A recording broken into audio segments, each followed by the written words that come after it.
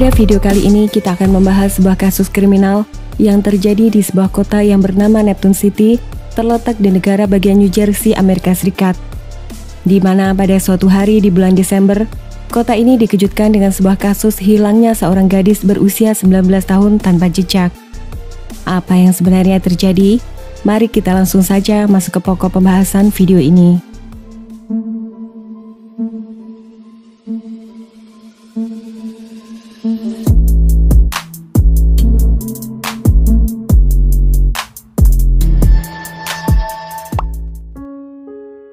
Neptune City adalah sebuah kota kecil yang hanya berpenduduk sekitar 4,6 ribu jiwa. Kota yang berada di pinggir pantai dan menghadap Samudra Atlantik ini adalah sebuah kota yang tenang di mana para penduduk saling mengenal satu sama lain. Di kota inilah lahir seorang gadis yang diberi nama Sarah Stone. Sarah lahir pada tanggal 24 Maret 1997 dan merupakan anak tunggal dari pasangan suami istri Michael dan Carla Stone. Pada tahun 2013, saat Sarah baru duduk di kelas 1 bangku SMA, ibunya Carla Stone meninggal dunia karena penyakit kanker yang dideritanya. Kepergian ibunya itu membuat Sarah merasa sedih dan kehilangan. Meskipun demikian, Sarah sudah rela karena dia tidak tega melihat ibunya menderita cukup lama. Sejak saat itu, hubungan antara Sarah dengan ayahnya semakin hari semakin dekat. Saat libur sekolah, mereka berdua sering menikmati waktu bepergian keluar kota.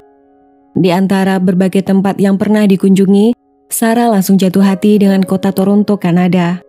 Di hari ulang tahun yang ke-19, Sarah bahkan sengaja merayakannya di sana. Saking sukanya dengan Toronto, Sarah pernah berkata pada ayahnya bahwa dia akan tinggal menetap di kota itu suatu hari nanti. Sarah adalah gadis yang baik, sangat ramah, dan suka berteman dengan siapapun. Sejak kecil, Sarah sangat sayang pada binatang, khususnya pada anjing kesayangannya yang dia beri nama Buddy. Saat mulai menginjak remaja, Sarah sudah menunjukkan ketertarikan dalam dunia seni dan traveling.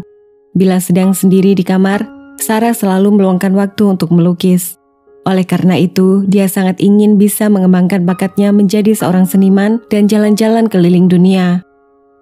Sarah memiliki dua sahabat baik. Mereka adalah Liam McChesney dan Preston Tyler. Sarah dan Liam bahkan mengenal sejak mereka masih berusia 7 tahun atau masih duduk di kelas 1 bangku sekolah dasar. Sejak itu, keduanya selalu berteman dan sering menghabiskan waktu bersama. Bagi Sarah, Liam adalah sahabat terbaik. Saat ibu Sarah meninggal, Liamlah satu-satunya teman yang selalu ada untuk menemani dan menghibur dirinya. Oleh karena itu, tidak mengherankan jika Sarah sangat percaya pada sahabat baiknya itu. Sedangkan Preston baru berteman dekat dengan Liam dan Sarah saat sama-sama bersekolah di Neptune High School. Meskipun tidak sedekat seperti Liam, Preston juga bisa dianggap teman baik. Preston bahkan sempat menemani Sarah pergi ke acara prom night atau ajang pesta perpisahan sekolah.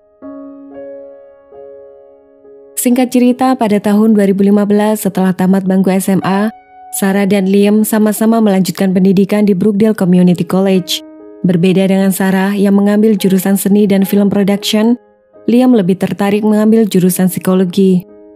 Di sela-sela kuliahnya, Liam bekerja di sebuah restoran pada malam hari, sedangkan Preston bekerja di perusahaan konstruksi milik ayahnya.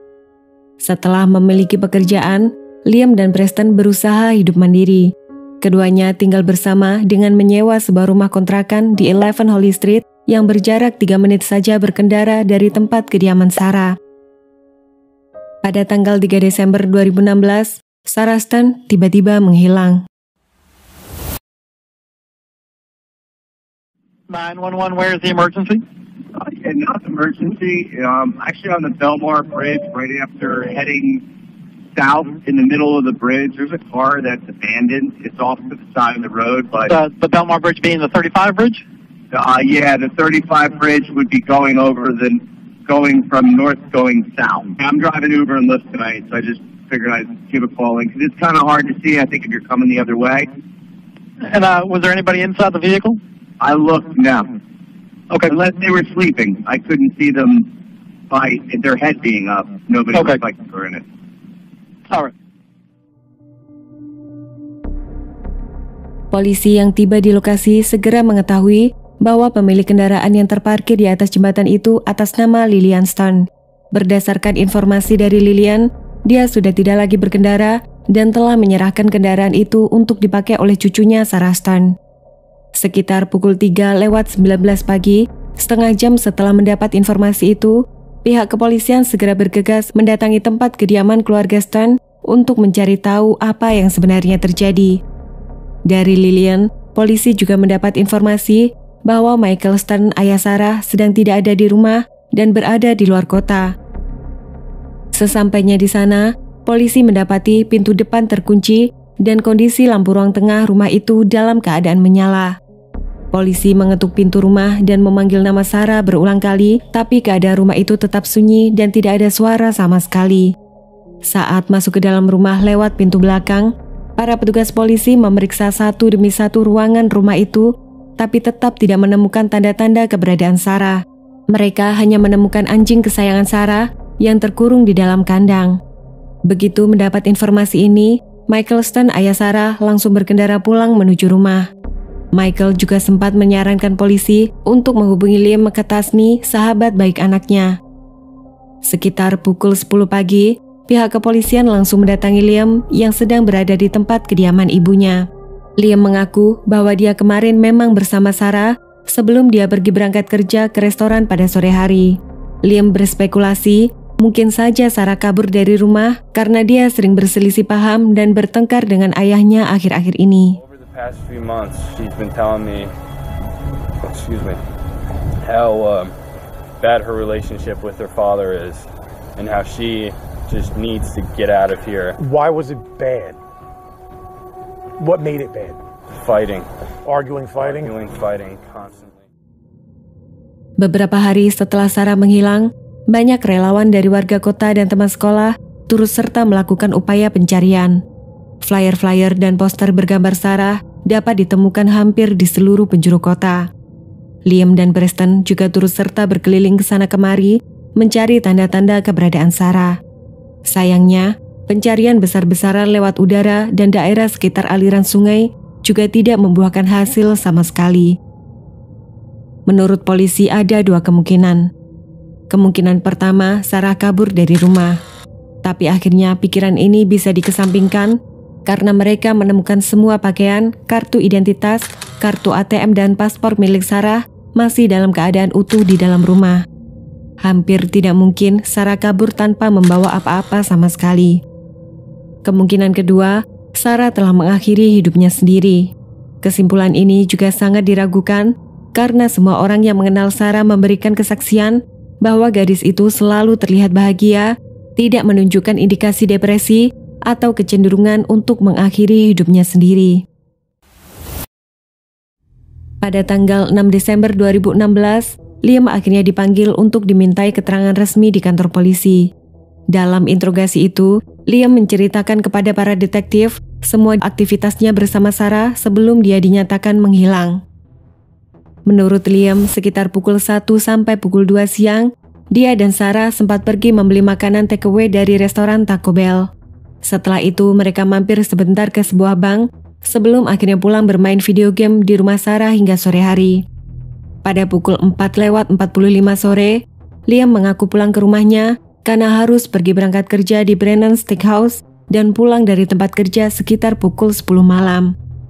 Semua keterangan Liam ini diperkuat dengan rekaman CCTV dari tetangga depan rumah Sarah dan restoran steakhouse tempatnya bekerja. Tapi pada interogasi kali ini, Liam memberikan masukan pada polisi bahwa sahabatnya itu mungkin saja telah mengakhiri dirinya sendiri karena sedang depresi. One thing I want to talk to you guys about was if she did jump off the bridge, what are the odds that she's not somewhere all the way out in the ocean by now? Dari interogasi ini, polisi menaruh curiga karena Liam tidak sedikit pun memperlihatkan wajah sedih sama sekali. Polisi tidak bisa mendapatkan petunjuk apa-apa mengenai keberadaan Sarah. Kamera CCTV di atas jembatan juga rusak, sehingga tidak bisa membantu penyelidikan polisi. Pihak kepolisian hanya bisa terus melakukan upaya pencarian dan masih menganggap kasus ini sebagai kasus orang hilang. Sampai suatu hari, 1 bulan setelah Sarah dinyatakan menghilang, seorang pemuda datang ke kantor polisi untuk memberikan masukan yang dapat memecahkan kasus ini. Pemuda itu bernama Anthony Curry, berusia 19 tahun dan teman satu sekolah dengan Liam, Preston, dan Sarah di Neptune High School. Anthony yang hobi membuat film mengaku mengenal mereka bertiga, tapi dia hanya berteman baik dengan Liam karena memiliki hobi yang sama, yaitu membahas segala hal seputar film, terutama mengenai ide cerita apa yang bagus untuk dijadikan sebuah karya film. Pada polisi, Anthony bercerita bahwa pada tanggal 24 November 2016, 1 minggu sebelum Sarah menghilang, dia kebetulan sedang bersama dengan seorang temannya. Temannya itu tidak lain dan tidak bukan adalah Liam McCatasney. Liam kemudian bercerita kepadanya bahwa dia berkeinginan mengambil nyawa seseorang. Setelah itu, dia berencana menghanyutkan jasad korban ke laut lepas, sehingga polisi tidak bisa menemukan apa-apa dan dia dapat lolos dari jeratan hukum. Pada awalnya, Anthony tentu saja tidak terlalu menganggap serius perkataan temannya itu. Meskipun Liam tidak pernah menyebut siapa nama orang itu, tapi ketika berita mengenai hilangnya Sarah ramai dibicarakan orang di sosial media dan televisi, Anthony langsung teringat dengan cerita temannya itu beberapa waktu yang lalu. Dari situ, Anthony merasa yakin bahwa Liam mungkin saja tahu apa yang terjadi dengan Sarah. Polisi kemudian meminta Anthony membantu mereka mendapatkan bukti rekaman pengakuan dari Liam. 1 minggu kemudian, tepat pada tanggal 31 Januari 2017, Anthony dan Liam setuju bertemu di sebuah parkiran pinggir pantai tempat biasa mereka bertemu. Dalam pertemuan itu, Liam langsung menceritakan semua yang terjadi dan bagaimana cara dia menghabisi nyawa Sarah. Liam juga menceritakan apa alasan dia mengambil nyawa gadis itu. Semua dia lakukan karena ingin menguasai uang warisan yang diperoleh Sarah dari mendiang ibunya. Dan hal ini sudah dia rencanakan sejak 6 bulan yang lalu dan baru dijalankan saat ayah Sarah pergi keluar kota. Preston dikatakan juga terlibat, walau hanya membantu Liam melenyapkan jasad korban. It's good, man. What's happening, bro? How you doing?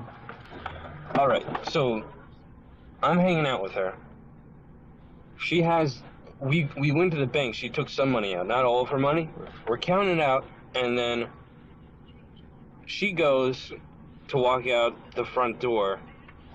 I took her out, drag her. My biggest problem was the dog, and her dog laid there and watched as I killed her. Didn't do anything. Setelah mendapatkan rekaman pembicaraan itu, pada keesokan harinya tanggal 1 Februari 2017, polisi langsung menangkap Liam McCatasney di tempat kediamannya. Preston juga dibawa ke kantor polisi dan langsung mengakui apa yang telah terjadi.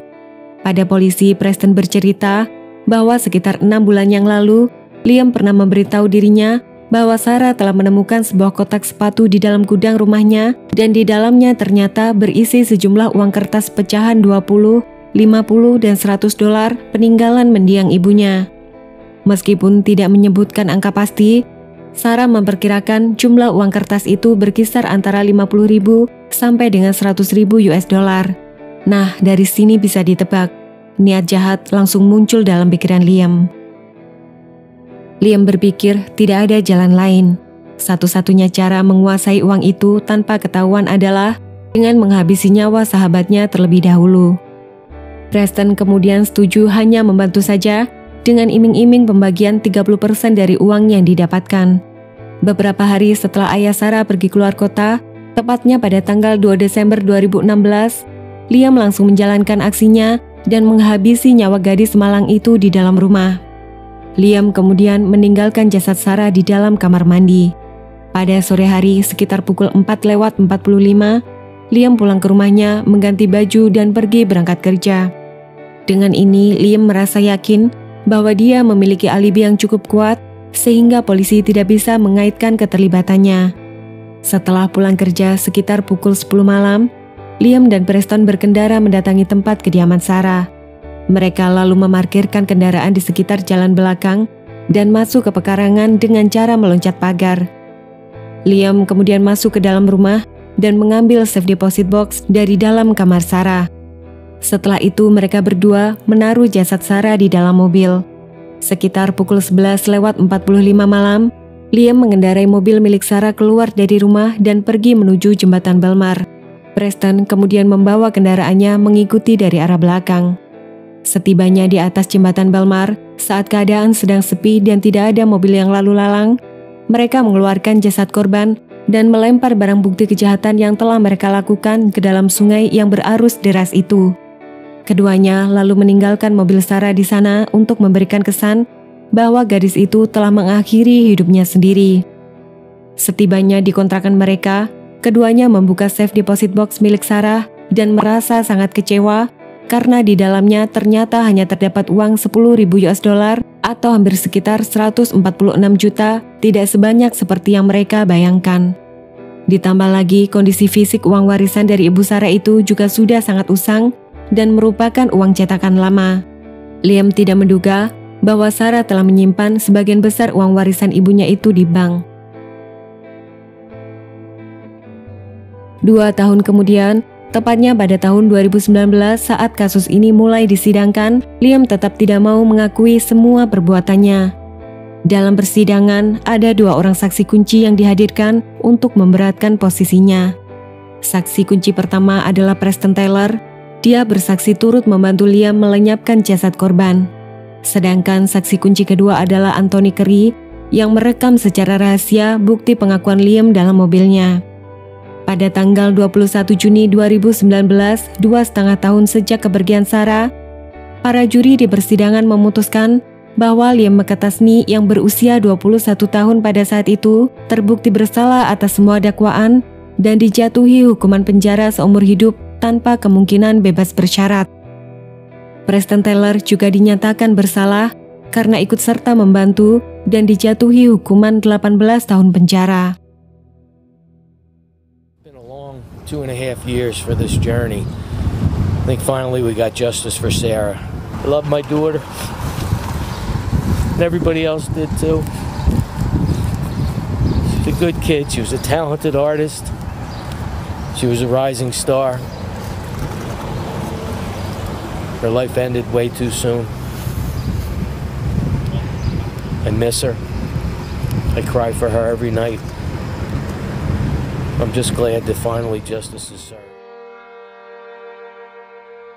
Yang paling sedih dari cerita ini, jasad Sarah tidak pernah ditemukan hingga hari ini.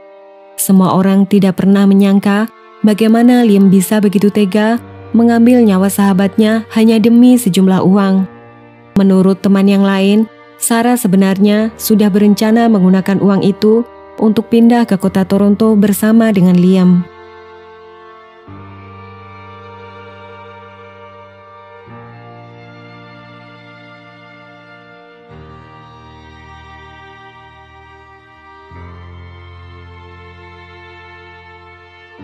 Oke everyone, sampai di sini dulu cerita mengenai Sarah Stone.